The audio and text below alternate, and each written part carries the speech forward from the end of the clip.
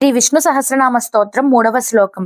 యోగో యోగ విదాం నేత ప్రధాన పురుషేశ్వర నారసింహ వపు శ్రీమాన్ కేశవ పురుషోత్తమ. అర్థం: అదే యోగం, నిజమైన యోగం, సకల యోగాలకు సారం. యోగం అంటే రెండింటి కలయిక, పొత్తు, తాదాత్మ్యం, సమీకరణం, సమ్మేళనం. క్షేత్రజ్ఞుల సమానాధికరణమే శరీరధారి సాధించవలసిన పరమయోగం. ఈ యోగం తెలిసిన యోగ విధులకు దారి చూపిన వాడు కూడా పరమేశ్వరుడే. అతడే యోగీశ్వరుడు, యోగ విధులకు నాయకుడు, నేత. ప్రకృతి సృష్టిలో ప్రధాన తత్వం. పురుషుడు చైతన్యమూర్తి. అతని ఆధ్వర్యంలో ప్రకృతి సచరాచర జగత్తును సృష్టిస్తుంది.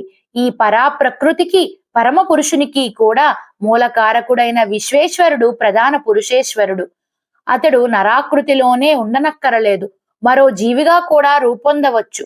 అతడు నరోత్తముడైన నారాయణుడు కావచ్చు, నరాంతకమైన సింహము కావచ్చు, రెంటి సమ్మేళనం కూడా కావచ్చు. ఇదే నారసింహుడు. శ్రీమంతుడైన భగవంతుడు తన సర్వాంతర్యామిత్వాన్ని నిరూపించడానికి, భక్తుల మాటను నిలబెట్టేందుకు నరసింహ రూపాన్ని కూడా ధరిస్తాడు. ఏ రూపంలో వెలిసినా శ్రీ సమేతుడై భగవంతుడు పురుషోత్తముడే. అతనికే కేశవనామం కూడా ఎక్కువ ప్రచారంలో ఉంది.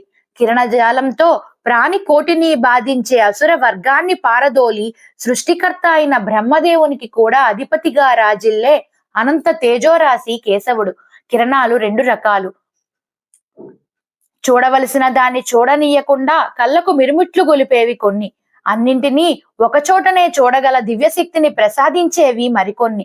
తొలి రకపు కిరణాలను తొలగించి మరి రకపు మేలి రకపు కిరణాలను ప్రవర్తింపచేసే ప్రకాశమూర్తి కేశవుడు. అతడే పురుషోత్తముడు. అతని అనుగ్రహం ఉంటే నరుడు తనలోని పశుత్వాన్ని పోగొట్టుకొని నారాయణుడు కాగలుగుతాడు. ఇదే సహస్రనామ సంయోగం అందించే సందేశం.